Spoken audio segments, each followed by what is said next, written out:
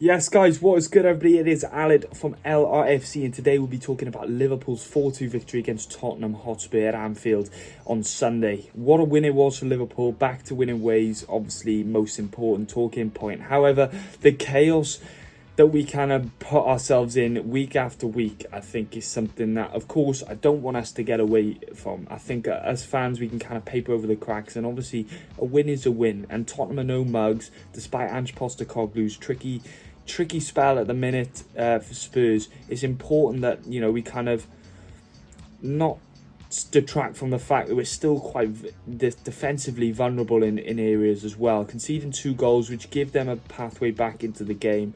Put us on the back foot, especially considering that prospect that if they scored a third, that inevitability that if they got a fourth, it very much became a reality. However, we stood firm, and 4-2 win means we'll be marching on. We can finish the season now on 84 points and can make it 300 wins for Jurgen Klopp's Liverpool side. What a fitting way that would represent Jurgen Klopp's time as Liverpool manager since October 2015. Currently stood on 298 wins as Liverpool manager, can make that 300 against Wolves on the final day. But obviously, more importantly, 3 points is 3 points, and I think on the trail to get 84 points, I think you'd bite your hand off.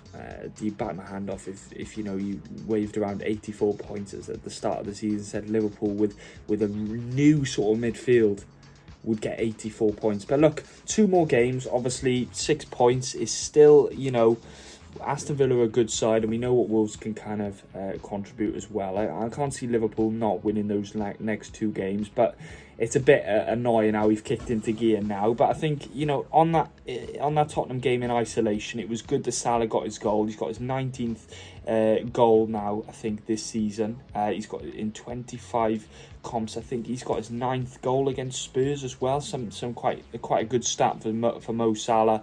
Obviously getting back on the score sheet. To be perfectly honest, I would have dropped him going into that game yesterday, but it was good to see him get back on the score sheet. And I think obviously Jurgen Klopp's tried to nip that in the bud and thought, well, nip the talk, let's just start him.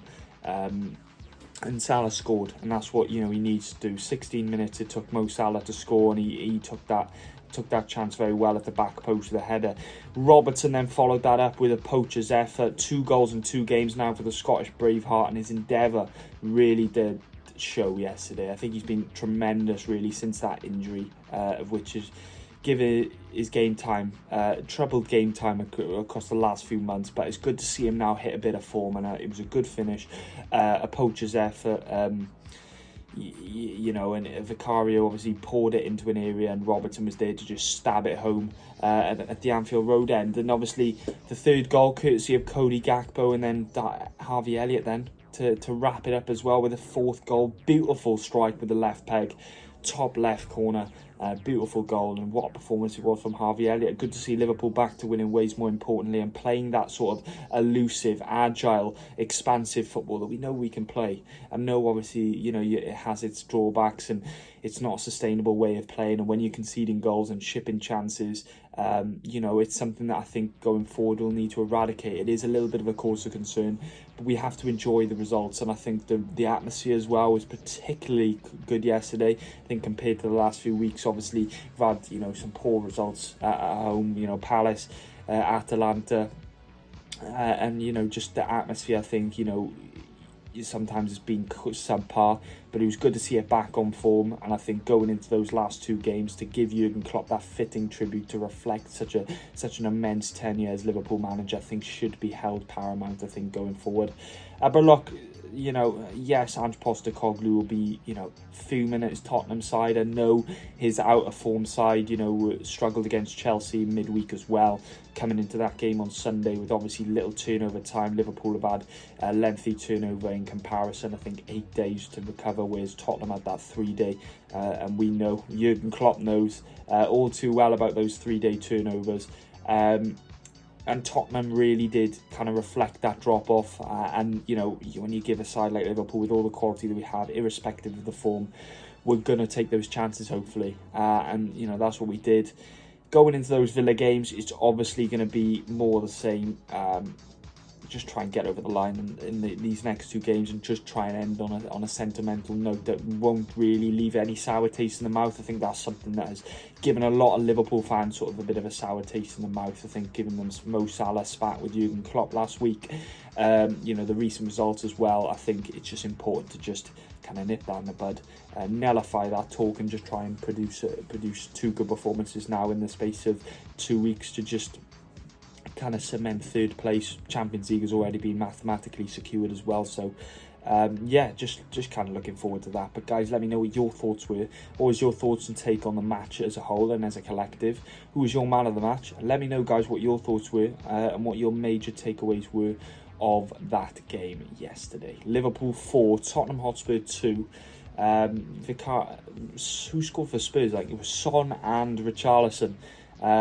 So yeah, obviously give Spurs a bit of a path back into the game. But you know, that's what happens when you play such a team with such an expansive way of playing. When you play such a team like Liverpool, when we play our best football, when it's so energetic and so intense and high energy and high pressure.